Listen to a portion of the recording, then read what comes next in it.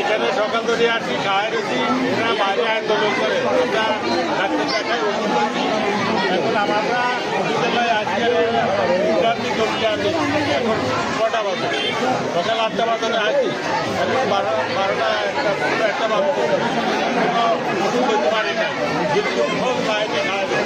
এখন আমাদের এই রুগী হইয়া আমাদের এই বিভ্রান্তি করতে হবে, এগুলো একটি দেশের নীতি। আমরা এটা সুস্থ তদন্ত মানে সমাধান চাই।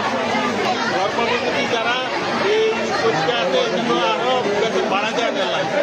আমরা হইয়া আমরা আমাদের হয়রানি হইতে আছি, এরা এদের আন্দোলন আন্দোলনের কারণে আছে